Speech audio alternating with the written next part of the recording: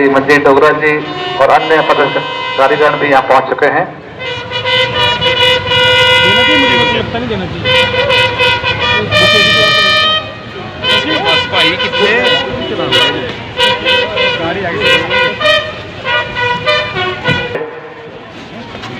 मुख्य द्वार पर पहुंच चुके हैं। DC Shrimati Devsuta Malik, SP doctor Akriti Sharma जी अभिनंदन कर रही हैं और माननीय मुख्य अतिथि पर खड़े होने की कृपा करेंगे। राष्ट्रीय सलामी शस्त्र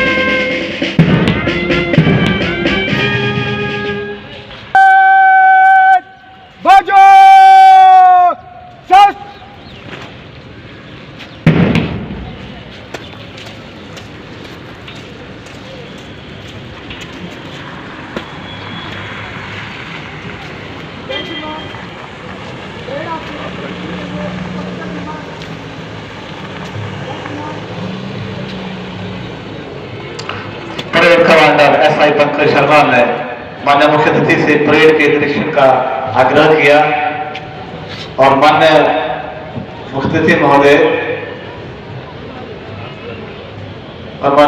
महोदय निरीक्षण वाहन पर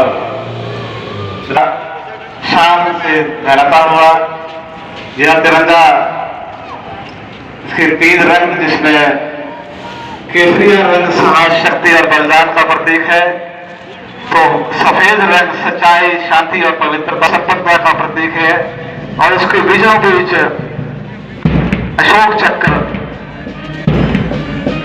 और इधर माननीय मुख्य अतिथि महोदय परेड का निरीक्षण शुरू कर चुके हैं। प्लाटून नंबर 1 जिसमें हिमाचल प्रदेश पुलिस की टुकड़ी, प्लाटून नंबर 2 होमगार्ड और प्लाटून नंबर 3 महिला होमगार्ड। बहुत ही शानदार वेशभूषा में सजी है परेड। और प्लाटून नंबर 4 है एनसीसी बॉयज कॉलेज से, प्लाटून नंबर 5 पर है एनसीसी गर्ल्स, ये भी कॉलेज की टुकड़ी। और प्लाटून नंबर 6 पर है ब्लू स्टार स्कूल पर और प्लाटून नंबर 5 पर एनसीसी बॉयज स्कूल से। और प्रदेश पुलिस की प्लाटून नंबर 1 इसका नेतृत्व कर रहे हैं एसआई अंकुश शर्मा स्वामी मंच से गुजरते हुए। और इसके ठीक पीछे प्लाटून नंबर 2 होमगार्ड की टुकड़ी जिसका नेतृत्व कर रहे हैं senior platoon commander Jagvinder Singh. और इसके पीछे महिला होमगार्ड की टुकड़ी प्लाटून कमांडर मीरा कुमारी के नेतृत्व में।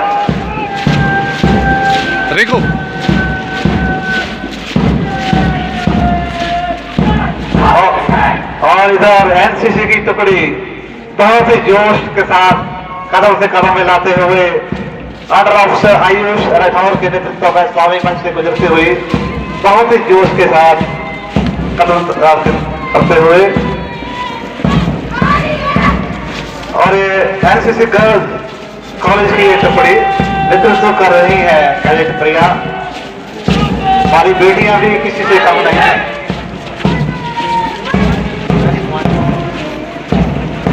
और ये ब्लू स्टार की टुकड़ी का नेतृत्व कर रहे हैं अंशु शर्मा।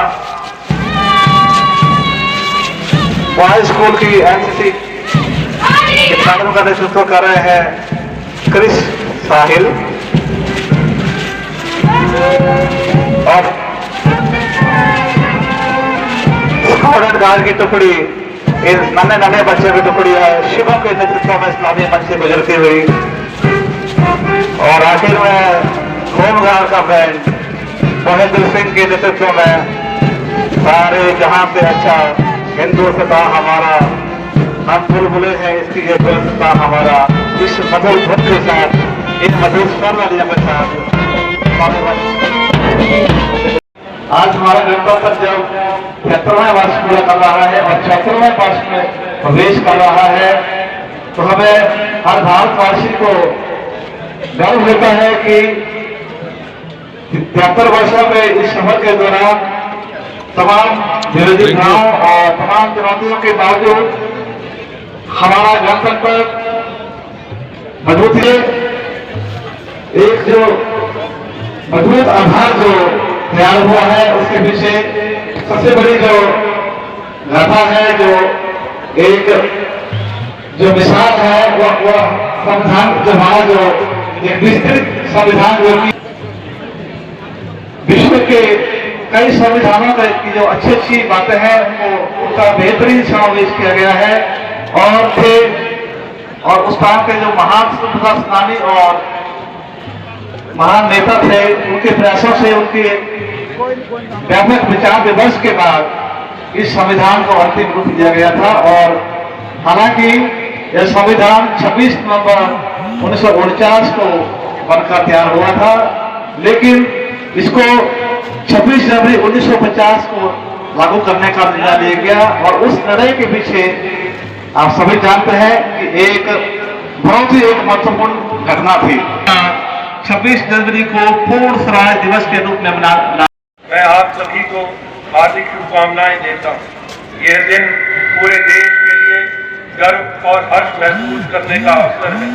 26 जनवरी 1950 को हमारे देश ने संविधान को अपनाया तथा भारत सही अर्थों में गणतंत्र बना था।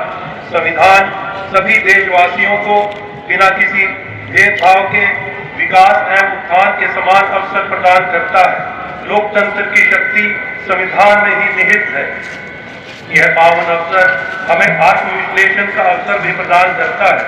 एक गणराज्य के रूप में हमारी विकास यात्रा इस अवधि में हासिल लक्ष्य और भविष्य में किए जाने वाले कार्य पर विचार करना महत्वपूर्ण है।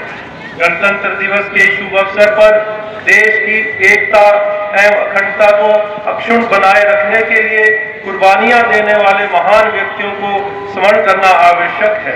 मैं ऐसे सभी जवानों को भी श्रद्धा सुमन अर्पित करता हूं जिन्होंने इस देश की रक्षा की खातिर अपने प्राणों की आहुति दी है। हिमाचल प्रदेश देवभूमि के साथ साथ वीर भूमि भी है तथा प्रदेश के युवा सुरक्षा बलों व सैन्य बलों में सेवा करना अपनी शान समझते हैं। प्रदेश सरकार ने सैनिकों तथा भूतपूर्व सैनिकों के परिवारों को अनेक सुविधाएं प्रदान की है।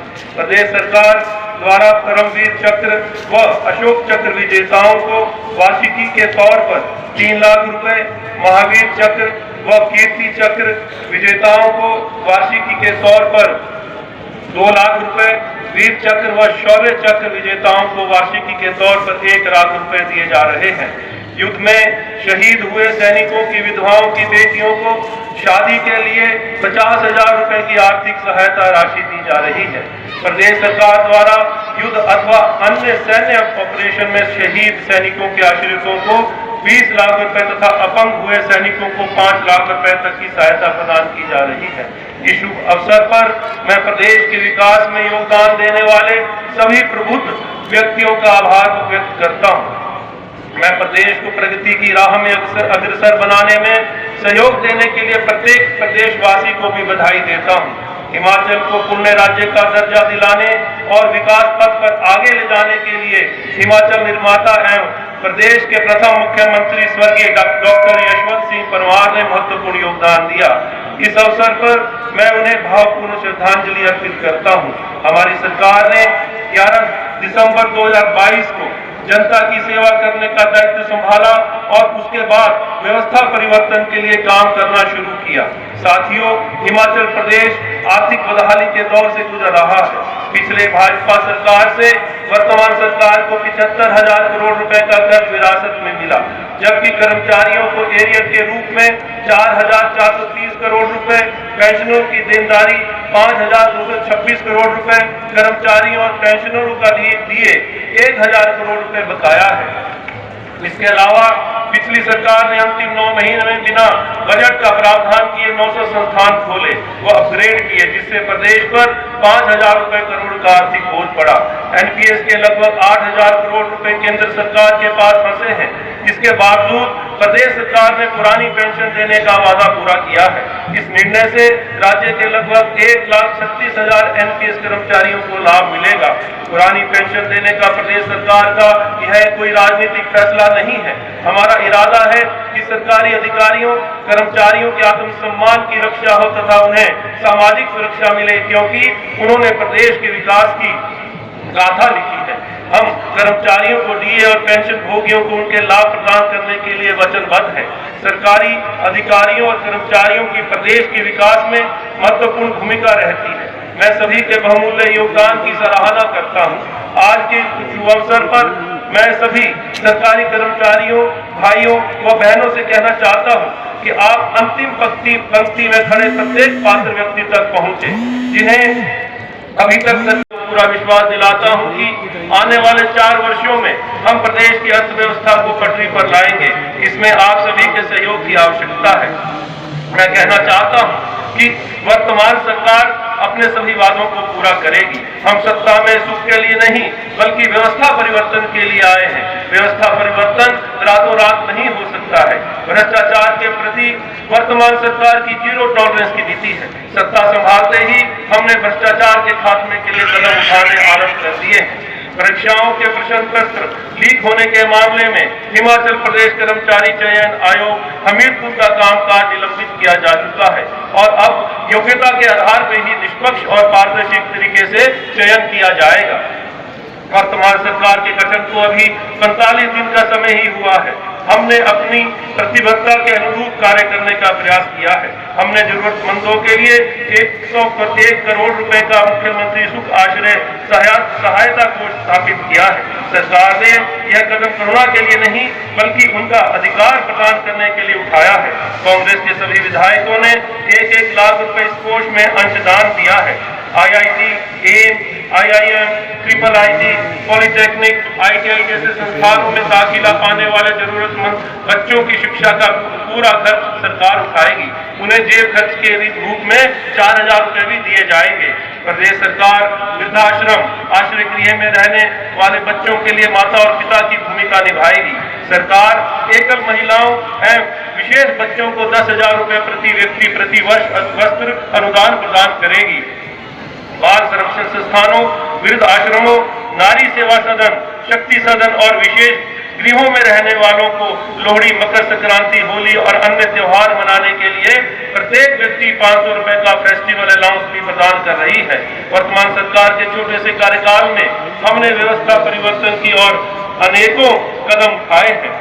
सरकारी टेंडर अवार्ड करने की समय सीमा को 60 दिन से कम करके 20 दिन कर दिया है। इससे विकास कार्यों में तेजी आएगी और भ्रष्टाचार खत्म करने में मदद मिलेगी। सरकार नई निवेश नीति लाएगी जिसमें निवेशकों की सुविधा के लिए सरकारी बंधन को कम किया जाएगा। किसानों, पशुपालकों व बागवानों की आय में बढ़ोतरी करने की दिशा में भी सरकार प्रयास कर रही है। इसके लिए अधिकारियों को दिशा निर्देश दे दिए गए हैं। हिमाचल प्रदेश को फल राज्य के रूप में जाना जाता है। हमारी सरकार का संकल्प है कि कृषि और बागवानी के महत्व के दृष्टिगत किसानों और बागवानों के फलों की कीमत तय करने में उनकी भागीदारी सुनिश्चित की जाएगी। युवाओं को अपना उद्योग व कारोबार स्थापित करने के लिए बिना ब्याज के ऋण उपलब्ध कराने के लिए उचित कदम उठाए जाएंगे। हमारी सरकार ने प्रदेश के वातावरण को संरक्षित रखने के लिए जल विद्युत, हाइड्रोजन और सौर ऊर्जा का दोहन करने तथा हिमाचल प्रदेश को वर्ष 2025 तक देश का पहला हरित ऊर्जा राज्य बनाने का लक्ष्य निर्धारित किया है। प्रदेश में हरित उत्पादों को बढ़ावा दिया जाएगा, जिससे निर्यात में बढ़ोतरी होगी। सरकार आगामी वित्तीय वर्ष में 500 मेगावाट तक की सौर परियोजनाएं स्थापित करेगी। प्रदेश सरकार ने राज्य में ग्रीन एनर्जी को बढ़ावा देने का निर्णय भी लिया है। इसके लिए इलेक्ट्रिक वाहनों को प्रोत्साहन दिया जाएगा। प्रदेश सरकार ने इलेक्ट्रिक वाहनों को चरणबद्ध तरीके से बढ़ावा देने का निर्णय लिया है। प्रिय देशवासियों, प्रदेश के स्वास्थ्य संस्थानों में जनता को श्रेष्ठ स्वास्थ्य सुविधाएं उपलब्ध कराई जाएंगी, ताकि लोगों को अपने गंभीर रोगों के उपचार के लिए बाहरी राज्यों या प्राइवेट अस्पतालों का सहारा लेने की आवश्यकता नहीं रहे। IDMC टांडा और हमीरपुर मेडिकल कॉलेज में रोबोटिक सर्जरी की सुविधा दी जाएगी। मेडिकल स्टाफ की भर्ती भी की जाएगी। मैं आशा करता हूं कि हमारी सरकार को आप सभी का सक्रिय तथा रचनात्मक सहयोग प्राप्त होगा, जिससे हमारे सुंदर प्रदेश में उन्नति और विकास का मार्ग प्रशस्त होगा। हिमाचल प्रदेश का सबसे छोटा जिला हमीरपुर विकास की नित नई बुलंदियों को छू रहा है। शिक्षा, सड़कों के घनत्व, अन्य मूलभूत सुविधाओं की दृष्टि से हमीरपुर देश के अग्रणी जिलों में शामिल है। सैनिक बहुल्य क्षेत्र होने के कारण इसे वीर भूमि के नाम से भी जाना जाता है। यहाँ के अनेकों वीर सपूतों ने देश की आजादी के लिए अपने प्राणों की आहुतियां दी हैं। आजादी के बाद विभिन्न युद्धों और सैन्य ऑपरेशनों में भी हमीरपुर के वीरों ने अदम्य साहस का परिचय दिया है। वीर भूमि हमीरपुर में लगभग 30,000 भूतपूर्व सैनिक और वीर नारियां हैं, जिन्हें सरकार की ओर से सभी सुविधाएं उपलब्ध करवाई जा रही हैं। जिला के वीर सपूतों ने देश की रक्षा के लिए अपनी वीरता का परिचय दिया है। जिला के 166 वीर योद्धाओं को विभिन्न सैन्य वीरता पुरस्कारों से नवाजा गया है। सभी जिलावासियों को अपने इन वीर सपूतों पर गर्व है। आप सभी को शुभकामनाएं देता हूं तथा प्रदेश व आपके उज्जवल भविष्य की कामना करता हूं। जय हिंद, जय हिमाचल।